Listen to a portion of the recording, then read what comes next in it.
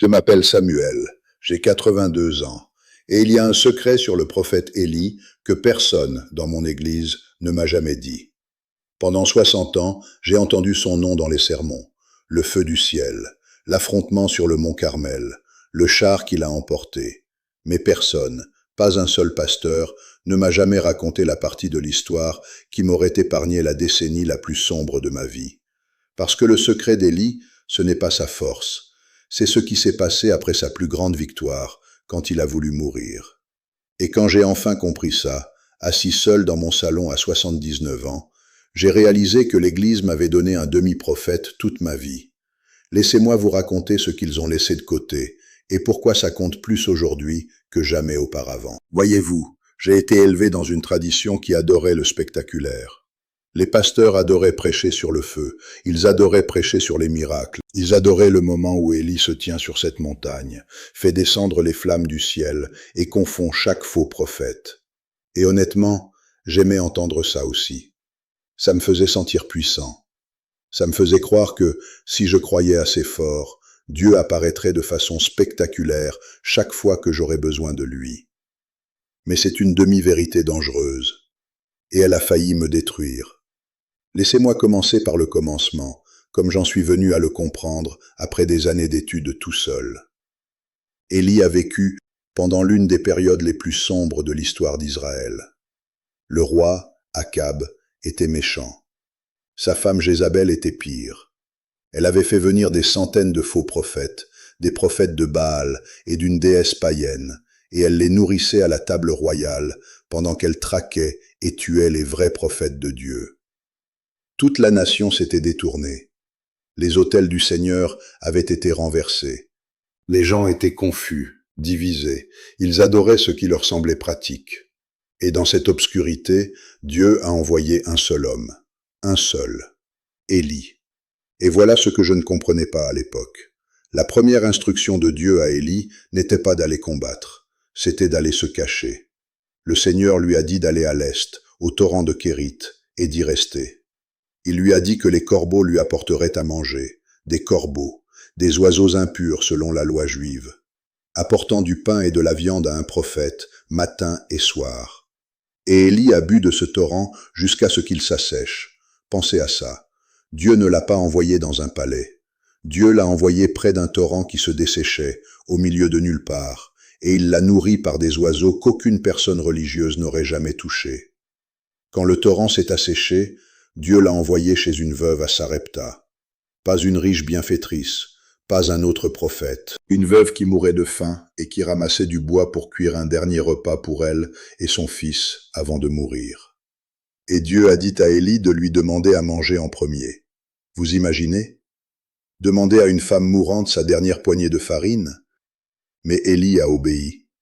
Et il lui a dit quelque chose qui me fait encore trembler les mains quand je le lis. Il a dit que le pot de farine ne se viderait pas et que la cruche d'huile ne tarirait pas jusqu'au retour de la pluie. Et c'est ce qui est arrivé. Jour après jour, ce pot et cette cruche continuaient à fournir. C'était impossible. C'était réel. Mais ensuite, le fils de la veuve est tombé malade, et il est mort. Et elle s'est retournée contre Élie. Elle a dit, « Es-tu venu chez moi pour me rappeler mes péchés et tuer mon enfant ?» Et je comprends cette femme. J'ai perdu mon propre fils, David, en 1987. Accident de voiture, un mardi après-midi. Et j'ai dit à Dieu des choses pires que ce que cette veuve a dit à Élie. J'ai juré. J'ai crié, j'ai jeté ma Bible à travers la pièce, et personne dans mon église ne savait quoi faire avec moi. Il disait juste, « Dieu a un plan, Samuel », et j'avais envie de frapper chacun d'entre eux.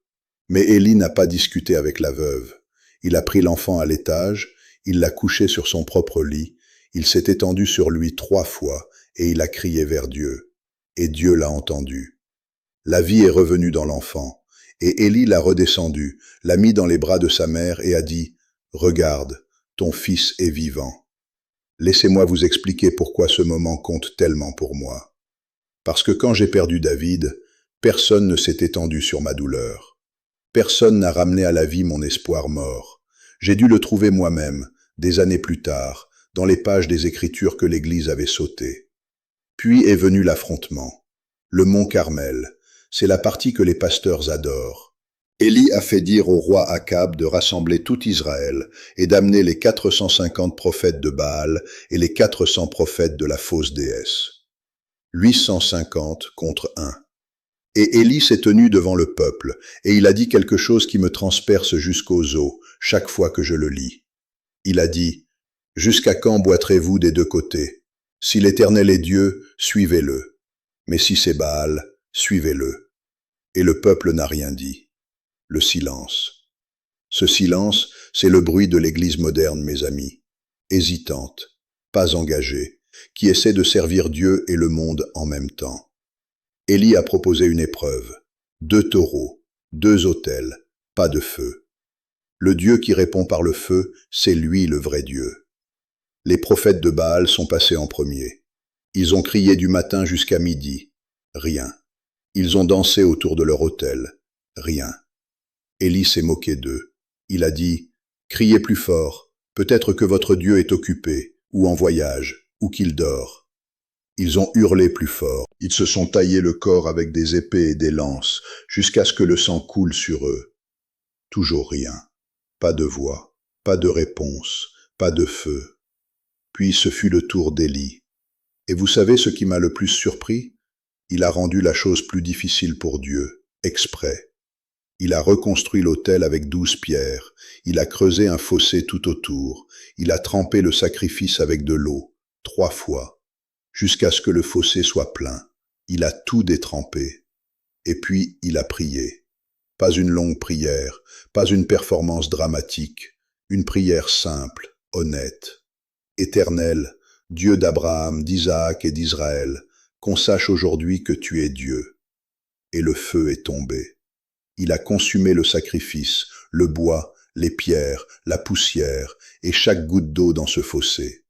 Et le peuple est tombé sur sa face en criant, « C'est l'Éternel qui est Dieu, c'est l'Éternel qui est Dieu. » Maintenant, je dois m'arrêter ici, parce que c'est là que l'histoire prend un tournant auquel personne ne m'avait préparé, et je dois vous dire quelque chose d'important avant de continuer. Je n'ai pas le temps de vous expliquer chaque détail de cette tromperie dans une seule vidéo. Mon temps sur cette terre est compté. C'est exactement pour ça que j'ai rassemblé tout, chaque vérité cachée, chaque avertissement réduit au silence, chaque protocole de guerre spirituelle et instruction de survie que l'Église institutionnelle a enterré pendant 2000 ans, et j'ai tout compilé dans mon guide définitif, les archives interdites, le guide ultime des mystères de la fin des temps, caché par l'Église. Si l'histoire d'Élie nous apprend quelque chose, c'est que le feu va revenir, et vous devez savoir de quel côté de l'autel vous vous tenez. Vous devez vous armer de ce savoir avant qu'il ne soit trop tard. Le lien est dans le premier commentaire épinglé, juste en dessous de cette vidéo. Allez récupérer votre exemplaire maintenant. Mais revenez, parce que ce qui est arrivé à Élie après le feu, c'est la partie qu'on ne prêche jamais, et c'est la partie qui m'a sauvé la vie. Après que le feu soit tombé, Élie a prié pour la pluie. Il a envoyé son serviteur regarder vers la mer 7 fois. 6 fois, le serviteur est revenu sans rien. La 7e fois, un nuage de la taille de la main d'un homme est apparu au-dessus de l'eau. Et en quelques minutes, le ciel est devenu noir de nuages et de vent, et une pluie torrentielle a brisé 3 années de sécheresse. Élie a couru devant le char du roi jusqu'à Jizréel, porté par la main de Dieu. Il venait de vivre la plus grande victoire spirituelle de l'histoire d'Israël. Le feu du ciel, la pluie du ciel, une nation à genoux. Il aurait dû être inarrêtable. Mais ensuite, Jézabel a envoyé un message. Elle a juré qu'elle le tuerait avant le lendemain. Et Élie s'est enfui. L'homme qui avait affronté seul 850 faux prophètes au sommet d'une montagne s'est enfui devant la menace d'une seule femme. Il est parti vers le sud, il a abandonné son serviteur, il a marché seul dans le désert, il s'est assis sous un genêt et il a prié pour mourir. Il a dit, « C'est assez, Seigneur, prends ma vie, je ne suis pas meilleur que mes pères. » Et c'est là que j'ai pleuré, parce que j'avais été là. Après la mort de David, après que ma femme ait arrêté de me parler, après que les anciens de l'Église m'aient dit que mon deuil était un manque de foi, je me suis assis dans ma camionnette dans un parking un soir, et j'ai dit ces mots-là exactement. C'est assez. Je ne suis pas meilleur que les autres. Laissez-moi partir. Et personne ne m'avait dit que le plus grand prophète de l'Ancien Testament avait dit la même chose. Personne ne m'avait dit que l'épuisement après la victoire est normal. Personne ne m'avait dit que vouloir tout abandonner ne veut pas dire que Dieu en a fini avec toi. Parce que voilà ce que Dieu a fait. Il n'a pas grondé Élie. Il ne lui a pas fait la morale. Il ne lui a pas cité les Écritures. Il a envoyé un ange. Et l'ange l'a touché et lui a dit « Lève-toi et mange ». Il y avait du pain cuit sur des pierres chaudes et une cruche d'eau posée à côté de lui. Élie a mangé, a bu et s'est rendormi.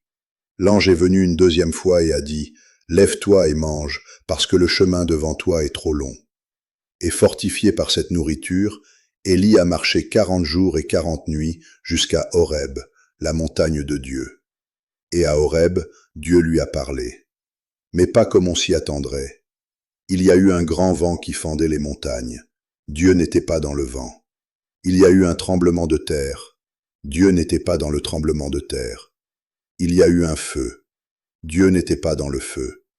Après le feu, il y a eu une voix douce et calme, un murmure léger, et c'est là que Dieu était.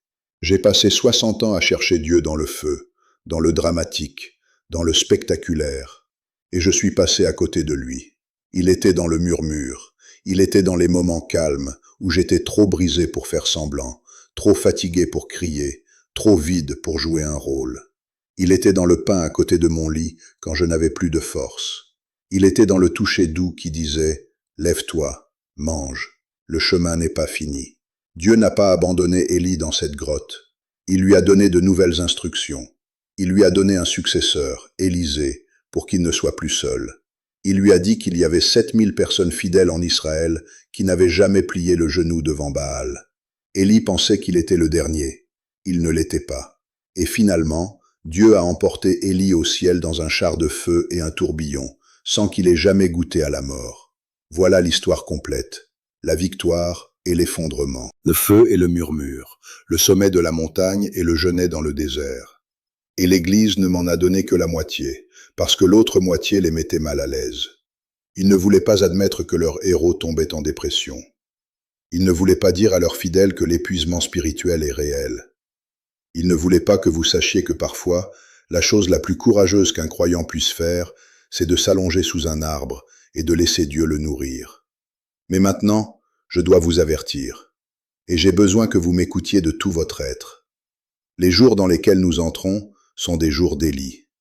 Les autels du vrai Dieu sont en train d'être renversés. Les faux prophètes se multiplient. Les gens hésitent entre deux opinions, et la plupart choisissent le silence. La tromperie qui arrive fera passer Jézabel pour un petit désagrément. Et si vous n'avez pas la vérité complète, si vous fonctionnez encore avec la version à moitié racontée de la foi que l'Église institutionnelle vous a donnée, vous ne tiendrez pas debout. Vous vous effondrerez sous votre propre genêt, et il n'y aura pas d'ange avec du pain si vous ne vous êtes pas préparé. Regarder cette vidéo ne suffit pas. Se sentir inspiré pendant 5 minutes ne suffit pas.